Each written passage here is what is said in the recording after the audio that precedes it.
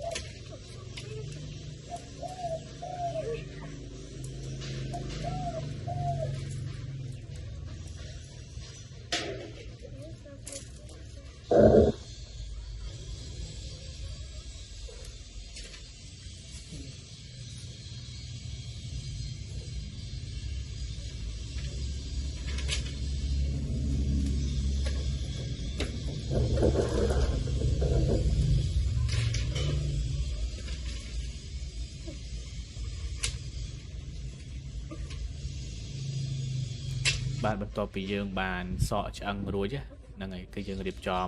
តម្លើងវាបាទគឺយើងតម្លើងចេញជារូបរាងខ្លែងឯកអញ្ចឹងយើងយកឲ្យទ្រង់វាដំបងគេបងគេយកឆ្អឹងកដាដាក់ពីមុខយ៉ាងមកហើយយើងយកស្លាបខាងលើរៀបចំកាច់វាបងប្អូនកាច់បត់បែនទៅជាស្លាបកែវបាទស្លាបកែវហ្នឹងលក្ខណៈដូចជាខ្វែវអញ្ចឹងវាកោងអញ្ចឹងស្លាបកែវឬគេហៅថាប្រម៉ោយដំរីបាទស្លឹកត្រចៀកដំរីក៏ថាបានដែរអញ្ចឹងគឺតាមតំបន់បងប្អូនហៅទេ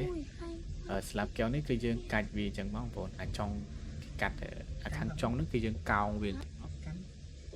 បាទកោងវាអញ្ចឹងមកបងប្អូនខ្លះគឺគាត់ពិបាកកាច់កន្លែងហ្នឹងបងប្អូនខ្លះគឺគាត់ស្រួលកន្លែងហ្នឹងតាមហ្នឹងណាបើយើងចេះធ្វើគឺវាស្រួលបងប្អូនបើយើងមិនចេះទេគឺយើងថាកន្លែងហ្នឹងពិបាកមែនទែនកាច់បាក់រហូតអ្នកខ្លះគឺគាត់ជួបកន្លែងហ្នឹងច្រើនណាកាច់បាក់ហ្នឹងគឺដោយសារតែយើងសក់វាអត់សូវបានល្អវាធំពេកឬក៏វាតូចពេកតាមបងប្អូនទេហ្នឹងអានេះបើយើងរោភ្លើងគឺវាក៏វាបានដែរវាស្រួលជាងយើងកាច់ធម្មតាក៏ថាបានដែររោភ្លើងគឺវាកោង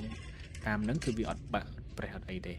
ហ្នឹងលក្ខណៈតាមបើយើងចង់បានខ្លែងស្អាតព្រោះចង់បានខ្លែងស្អាតយើងលេងបានយូរយើងធ្វើរបៀប ដែលយើងគិតថាវាអាចនឹងងាប់លេងបានប្រហែលឆ្នាំអីតាមហ្នឹងទៅហើយបងប្អូនមើលទៅនេះពីសកម្មភាពដែលខ្ញុំធ្វើខ្លែងបាទគឺយើងពុតឆ្អឹងពុតតាមហ្នឹងទៅបើសិនកន្លែងណាយើងធ្វើវាមិនបានយើងសេរីតាមហ្នឹងទៀតបាទឥឡូវខ្លែងរបស់យើងគឺបានដំឡើងចេញជារូបរាងហើយស្លាបយើងគឺហើយនឹងបេះដូងយើងក៏ហើយដែរបងប្អូនអញ្ចឹងគឺរួចរាល់ហើយបងប្អូនវាអត់មានអីទៅថែមថយទៀតទេហើយខ្លែងនេះដែរគឺយើងមានដាក់ភ្នំនៅពីខាងលើផងដែរហើយយើងមានកតុយត្រីគេជើងទាលអីចឹងទៅតាមតំបន់គេហៅអញ្ចឹងណាហើយបើសិន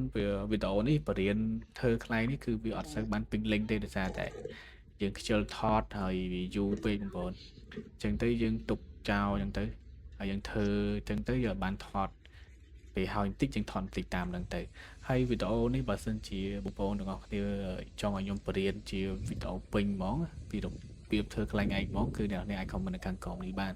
គឺខ្ញុំនឹងបរៀនបងប្អូនឲ្យចេះពីរបៀបធ្វើខ្លែងឯកហ្មងវាអត់មានអីពិបាកទេបងប្អូនខ្លែងឯកបើយើងមានអាស័យយើងអាចធ្វើវាបានហើយយើងអាចធ្វើចេញជា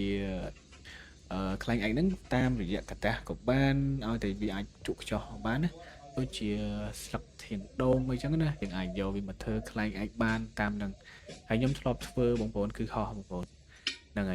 ហើយរូបរាងខ្លែងរបស់យើងគឺប៉ុណ្ណឹងបងប្អូនបើសិនជាចង់ចេះធ្វើឬមួយក៏បងប្អូនចេះធ្វើហើយកុំភ្លេចខមមិនឲ្យខ្ញុំដឹងនៅខាងក្រោមមកបាទចាំខ្ញុំបរៀនទៅតាមហ្នឹងទៀតហើយរូបរាងខ្លែងឯករបស់យើងគឺបានហើយប៉ុណ្ណឹងបងប្អូនហើយបើសិនជាមានកំហុសខុសឆ្គងអីអាចអធិស្ឋានហើយវីដេអូក្រោយយើងនឹងបិទខ្លែងនឹងចេញជារូបរាងពេលយើងបិទផ្លាស្ទិកបងប្អូនយើងអត់មានបេស៊ីម៉ងទេអត់មានកដាស់ទេអញ្ចឹងគឺយើងបិទថង់ផ្លាស្ទិក